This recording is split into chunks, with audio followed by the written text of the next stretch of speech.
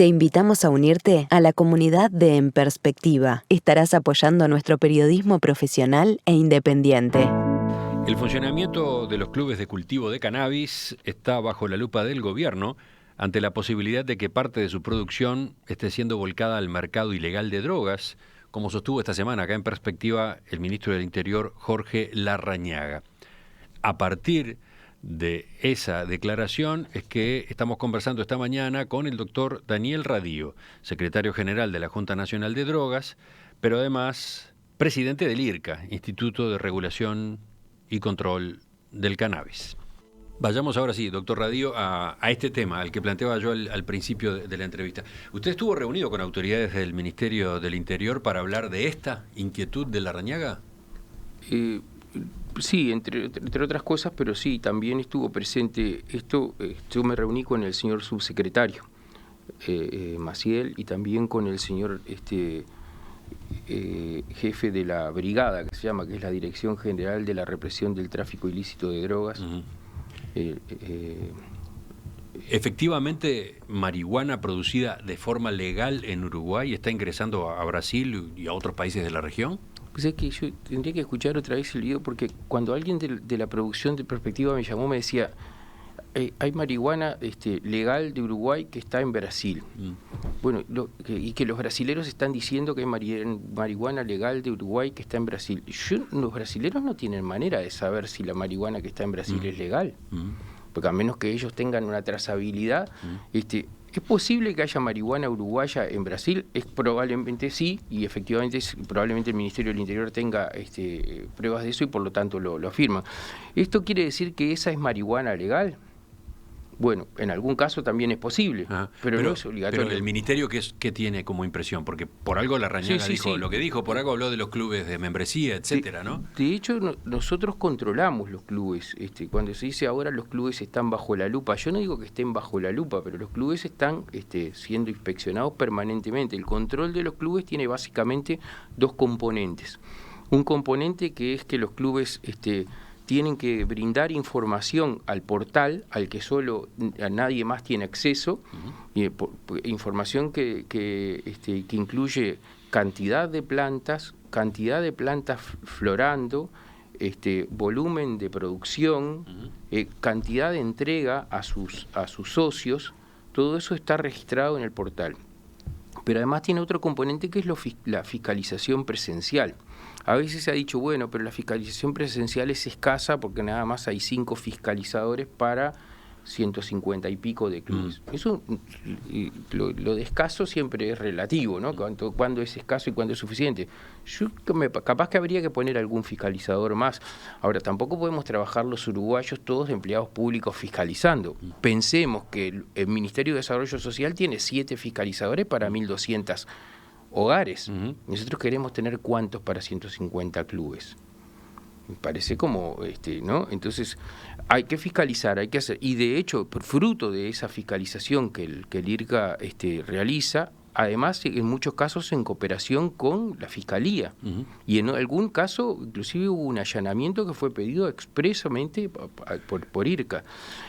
Fruto de eso se producen sanciones a los clubes. De hecho, una de las primeras determinaciones que tomamos en la nueva junta directiva de IRCA fue sancionar a clubes canábicos, ¿no? ¿Por qué? Y, en general son faltas menores, del tipo de ir al club y que esté cerrado en horario que se supone que tiene que estar abierto. Esto, que es una falta menor, no es tan menor porque podría sugerir que hay una actividad irregular y por lo tanto está cerrado. ¿Qué otro tipo de sanciones? Bueno, de que haya algún lo que se declara en el portal no coincida con lo que uno se encuentra en el club, por ejemplo. Y entonces allí se establecen sanciones que van desde suspensiones, multas, apercibimientos. Pero vuelvo un minuto hacia atrás. Sí. En su diálogo con el Ministerio de Interior, ¿cuál es la inquietud que encuentra? La inquietud esta es así. ¿Está focalizada en los clubes de membresía? Que pueda haber filtración de marihuana de los clubes, y efectivamente en algunos casos ha sido así. A ver, recordemos para los oyentes, a la luz de la ley que se aprobó en el gobierno de José Mujica y que usted puntualizaba, es una ley surgida del Parlamento en realidad. la ley 19.172 de diciembre de 2013, hay 3 formas habilitadas de plantación de cannabis psicoactivo destinado al consumo, todas las cuales requieren permisos del IRCA, ¿no? 1, el autocultivo para consumo personal. 2, plantación a cargo de empresas que abastecen la distribución en farmacias, ¿no? Y 3, los clubes de membresía que plantan para el consumo de sus socios, ¿no? Sí. De esas 3 posibilidades, la que está siendo observada con más cuidado entonces es la de los clubes de membresía. Sí, efectivamente. En realidad es la que se han manifestado más inquietudes. Y yo veo ahí, discúlpeme, pero veo 3 posibilidades a su vez, ¿no?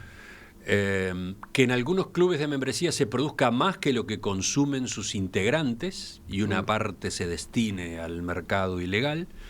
2, que haya robos en las plantaciones de clubes de membresía. Y bueno, que haya clubes de membresía que operen al margen de la ley, que tengo entendido que también hay. Bueno, ahí lo que pasa es que no efectivamente son esas las 3 posibilidades de filtración, digo yo, ¿no? No, más o menos. La primera, la de los robos es un dato. De hecho, han sido denunciados robos. Lo de los robos es un dato. Ahí tenemos una dificultad, que es que los clubes de membresía tienen que tener seguridad y tienen que tener además otra cosa, que es el hecho de que su dirección no tiene que ser conocida, para que no sean vulnerables, para no aumentar su vulnerabilidad. Y ahí hay una determinación normativa, que es que cada club cada predio puede tener un club. Y ahí, a ver, para el oyente, de vuelta, sí, para el oyente que no está en el tema, ¿cómo es el predio de un club de membresía? Puede ser un predio urbano, un predio rural, puede ser en una casa. Lo que nosotros estamos pensando, lo que pasa es que no puede haber más de un club por predio.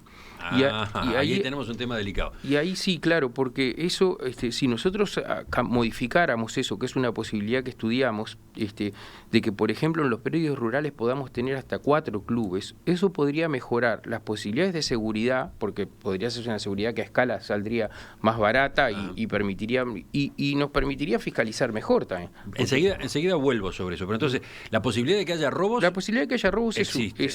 De hecho es un dato. La posibilidad de que haya filtraciones, de que se produzca más cantidad y de que salga... Porque la ley y la reglamentación fijan topes de producción en función de la cantidad de miembros que tenga el club, ¿no?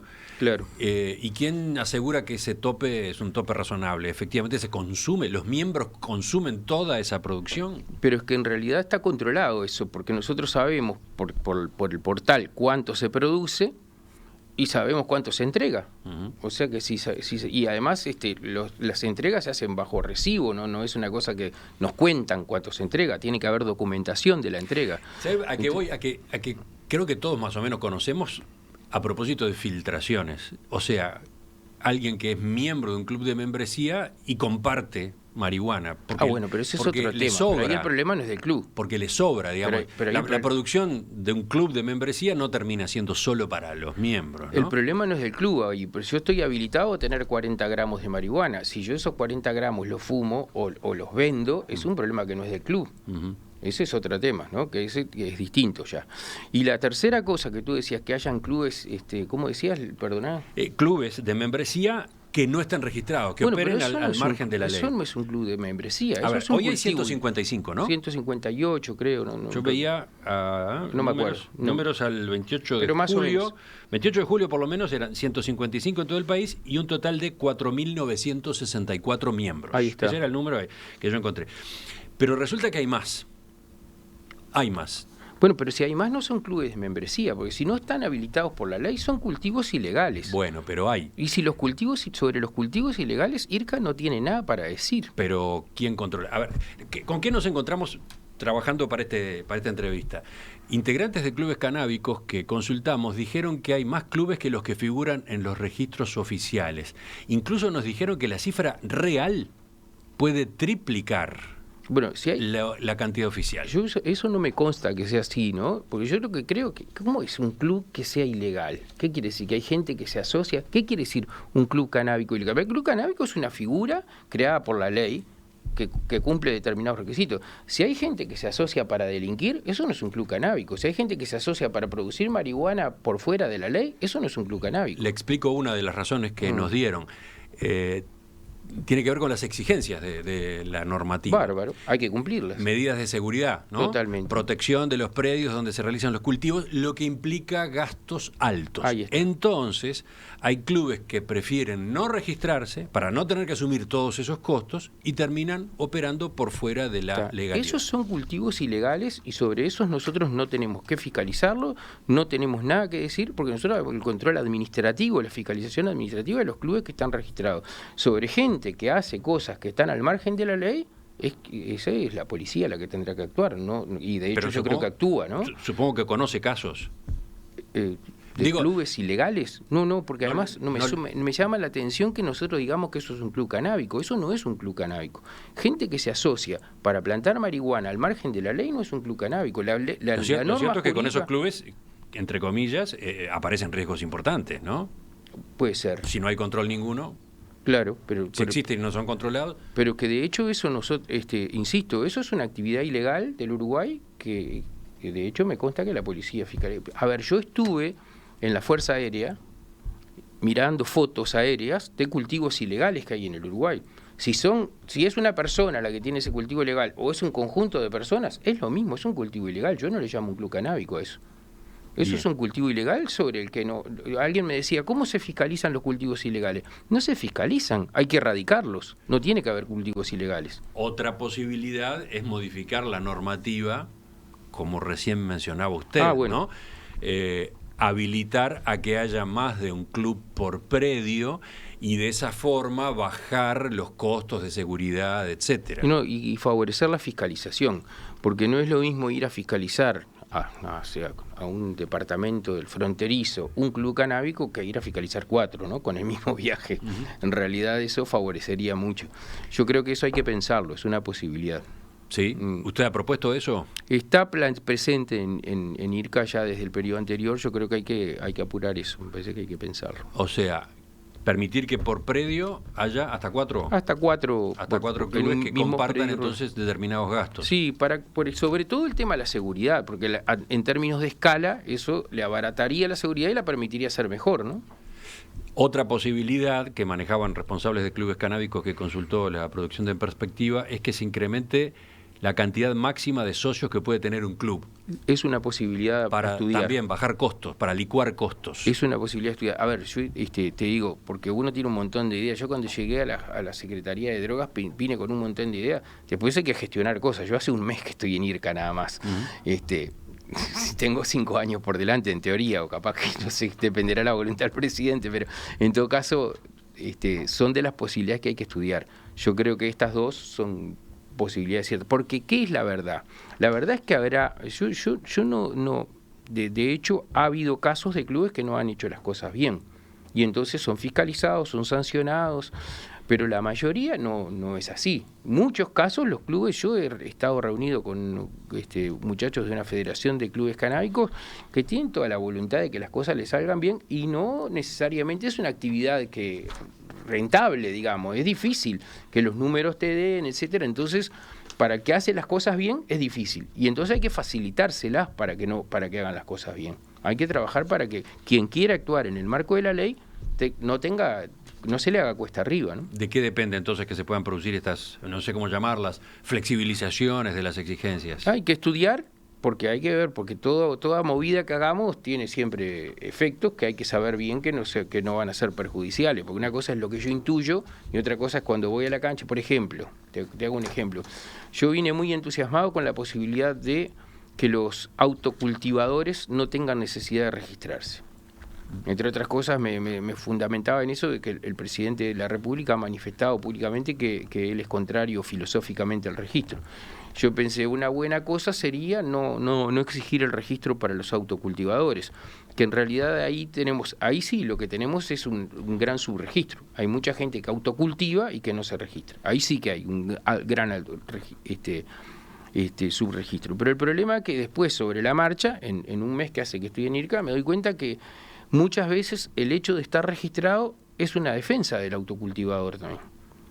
frente a la irrupción, se le viene a fiscalizar, la policía, lo que sea, está registrado, cumple las normas, a veces es una defensa, o sea que no necesariamente le estoy favoreciendo cuando no le exijo el registro. Entonces, viste, una cosa es cuando uno llega con todas las ideas, otra cosa es cuando te enfrentás en la cancha a la realidad y tenés que modificar tus preconceptos. Sigo pensando el tema, no lo descarté, pero me parece que todos los días sobre la marcha tenés que estar pensando cosas. Doctor Radío, para completar, digamos, el análisis de esta situación, que por lo visto preocupa en el Ministerio del Interior, la posibilidad de perforaciones, digamos, a la producción de cannabis legal en Uruguay. Los socios, ¿qué información tiene el IRCA sobre quiénes son los socios de los clubes? ¿Podría haber entre ellos personas con antecedentes penales por narcotráfico o que directamente integraran a alguna organización de ese tipo? Si tienen antecedentes, posiblemente. De hecho, eso en una de las reuniones con el señor subsecretario se nos manifestó que había algún socio del club que tenía antecedentes por narcotráfico. Si se quiere evitar eso, hay que establecer normas que lo establezcan. Una ley tendría que ser, además, porque hasta ahora no hay ninguna norma jurídica que diga que por tener algún tipo de antecedente penal, cualquiera sea, yo estoy inhibido de ser parte de un club.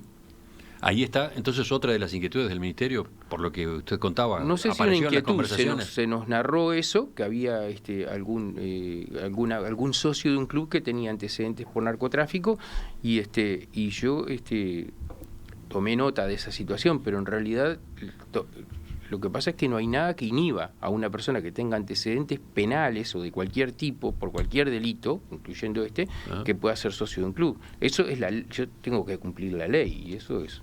¿Ese aspecto no se tuvo en cuenta cuando se redactó la ley? No, en realidad, en general los antecedentes penales, a la hora de formar parte de organizaciones de la sociedad civil, no son un condicionante que parece que te excluya de integrarte, ¿no?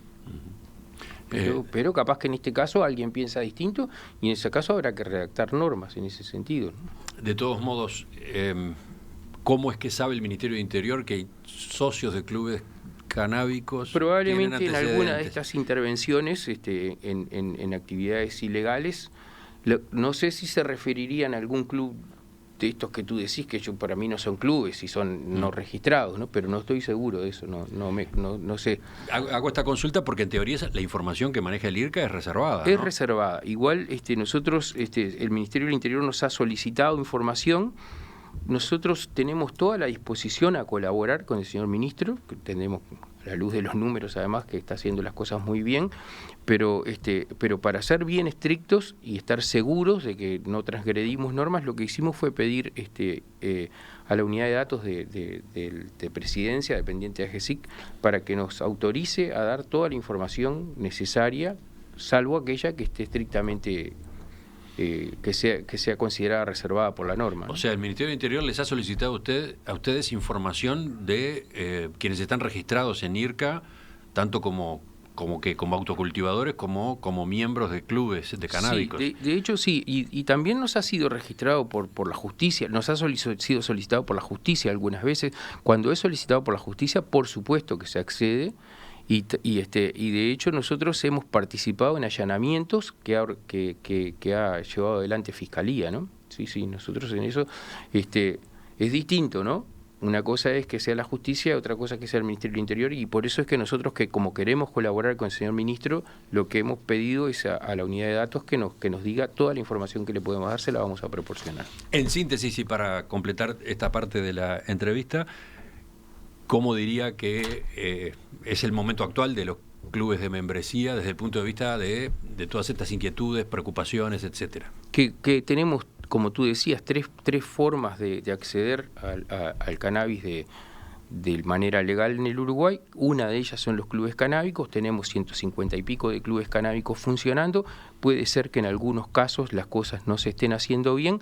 IRCA hace la fiscalización administrativa de estos. Cuando no se cumplen las normas se sanciona, y en todas las cosas en las que se vulnere la norma jurídica no es nuestra competencia, pero estamos dispuestos a colaborar con el Ministerio para que haga lo que tenga que hacer. No hay una situación caótica, no la hay. Sí hay a veces transgresiones, sí hay a veces incumplimientos, y eso debe ser sancionado y hay que actuar como hay que actuar. ¿Va a haber refuerzo de los equipos inspectivos, por ejemplo? A lo mejor sí. Yo no creo que eso es una cosa, insisto, como yo no entiendo que hay una situación caótica, sí entiendo que hay que mejorar la fiscalización, sí entiendo que hay que hacerlo, que hay que fiscalizar más. De hecho, insisto, en las primeras reuniones que tuvimos de IRCA, lo que hicimos fue sancionar clubes, y hay que seguir en esa línea de que quienes no actúen como hay que actuar tienen que ser sancionados. Pero insisto, tampoco tienen que pagar justos por pecadores. Hay gente que hace las cosas bien, ¿no? Y hay que trabajar como tiene que trabajar.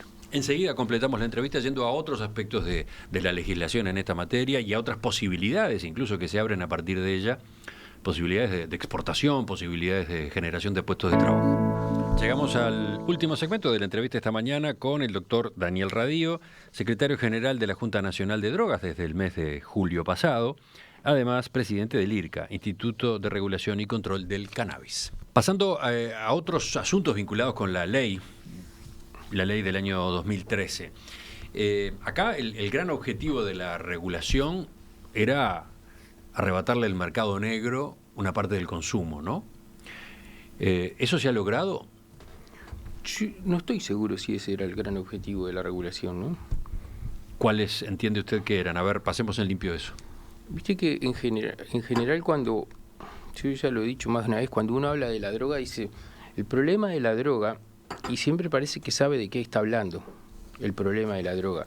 Primero, hablar de drogas no necesariamente es hablar de un problema, y segundo, cuando hay problema hay más de uno. Hay problemas de seguridad pública, hay problemas de salud pública, hay problemas de derechos humanos. Pero arrebatarle al mercado negro una parte del consumo implicaba justamente, por ejemplo, desde el punto de vista de la salud, sí, lograr avances positivos. Y desde el punto de vista de la seguridad también. Y desde el punto de vista de la seguridad también. Sí, y lo que pasa es que no estamos teniendo en cuenta el otro aspecto, que es el de derechos, que en realidad es que la decisión sobre consumir o no consumir es una decisión que debe ser informada y libérrima. Y esa es la cuestión que a mí me parece central. De hecho, Uruguay, aún durante la dictadura, nunca prohibió el consumo de sustancias. ¿Y el consumo nunca estuvo prohibido? Pero había una incongruencia normativa que no solo la comercialización, tampoco se podía plantar. O sea, había un problema de que el acto preparatorio del consumo, que era acceder a la sustancia, estaba prohibido. Entonces, para cometer un acto lícito, tenía que cometer un ilícito. Era una incongruencia normativa importante. En todo caso, yo creo que sí, que en parte se logró. Lo que pasa es que es insuficiente la producción. La primera cosa que tiene que saber todo el mundo, me parece que es una obviedad, pero que nadie se pone a consumir porque haya marihuana legal. La gente consume, toda la vida consumió en este país, aunque la marihuana fuera ilegal, ¿no? Aunque el acceso fuera ilegalizado. En el último siglo el acceso a muchas drogas fue ilegalizado y la gente siguió consumiendo y el aumento fue permanente, y en los países donde la marihuana no se legalizó, el aumento fue tan importante como en los países donde se legalizó. Eso también hay que decirlo, donde se reguló el mercado. Usted decía, ¿no alcanza la producción? No, es insuficiente. ¿Y por qué? Porque, porque nosotros tenemos la mayoría de los consumidores, digamos, del mercado regulado son los que compran en farmacias. Sí. Y hay aproximadamente poco más de 40.000 registrados. 41.500. Y nosotros no tenemos una producción suficiente para abastecer este consumo. Y hasta ahora había 2 empresas nada más que producían, y de hecho hoy tenemos 3 más licenciatarias, una que tiene bastante avanzadas sus instalaciones y que muy probablemente en breve comience a cultivar, con lo cual vamos a aumentar significativamente esta cantidad. Porque si nosotros no ofrecemos el cannabis que se va a consumir en la farmacia para uso adulto, no quiere decir que la gente va a dejar de consumirlo. Claro. Lo más probable es que la estamos empujando al mercado negro, ¿no? Me queda la duda de por qué había pocas empresas produciendo entonces. porque así venía siendo el proceso, porque el proceso fue gradual. Ajá. Y entonces y además estaban produciendo por debajo de lo que tenían autorizado también, ¿no? Son pocas las farmacias también, ¿no? Muy pocas. 14. Sí, tenemos una lista de espera que es bastante más de ese número, pero lo que pasa es que todavía no hemos tenido tiempo de abordar ese tema, ¿no? Pero tenemos lista de espera de farmacias que supera largamente ese número. Entonces, bueno, la red va a crecer. La red va a crecer. La otra cosa que en su momento fue bastante discutido dentro de las farmacias mismas, ¿no? Si sumarse o no sumarse, ahora el panorama habría cambiado, entonces. Las que venden están muy conformes con la situación, porque en realidad el margen es interesante y además han pasado el peor periodo, que era el periodo de experimentación, digamos, y hoy en general hay bastante conformidad con esto. La otra cosa es que hay que explorar, pero el día que demos abasto con esta demanda, es si no hay que tener otro tipo de lugares para la comercialización que no sean exclusivamente las farmacias. A mí me parece que eso... Por ejemplo, ¿cuáles? Y, por ejemplo, comercios que se dediquen exclusivamente a la comercialización de cannabis, tipo boutiques canábicas, ¿no? Eso es una posibilidad que hay que explorarla, y sobre todo en relación con lo otro que nosotros entendemos que hay que explorar, es la posibilidad de la oferta para los turistas, ¿no? Entonces, ¿cómo es eso?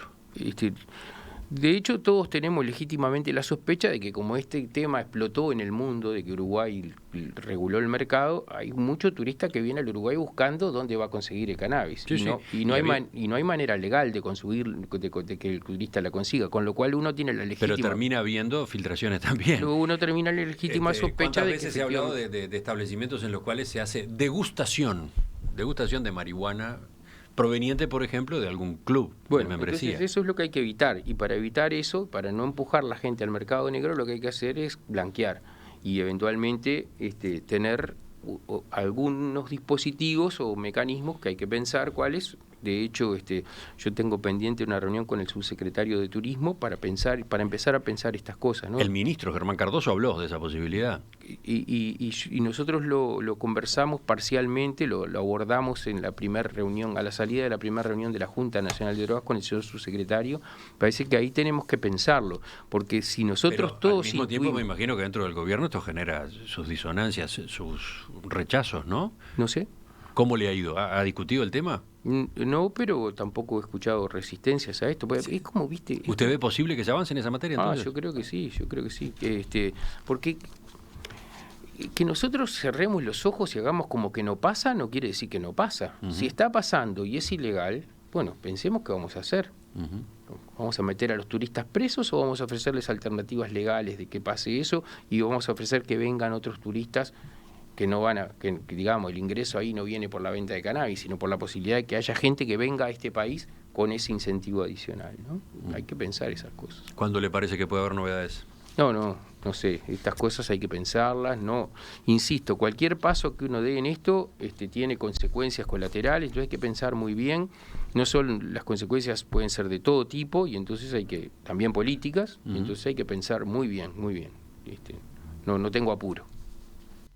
Se nos fue el tiempo, pero quiero preguntarle por lo menos de manera breve sobre cannabis medicinal. Desde el gobierno se ha marcado el propósito, la disposición a aprobar licencias a los exportadores de cannabis medicinal. En julio se anunció que se impulsaría una nueva regulación. Aquí en perspectiva, Marco Algorta, vocero de la Cámara de Empresas de Cannabis Medicinal, dijo: si el gobierno facilitara la operativa y la exportación de cannabis, se podría vender al exterior unos $1.000 millones anuales y generar 5.000 puestos de trabajo de calidad en 2 o 3 años. Son números muy interesantes, ¿no?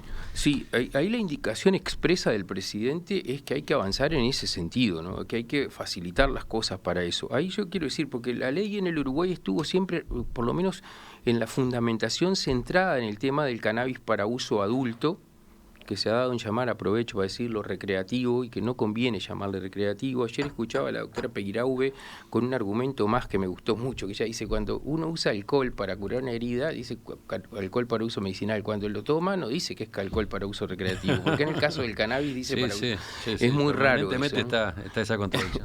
Pero en todo caso, lo del cannabis medicinal es muy importante, por muchas razones. Primero, por todo esto que tú decías, que es lo que ponemos énfasis, es en la posibilidad de recursos, pero además además porque efectivamente puede tener un rol medicinal importante.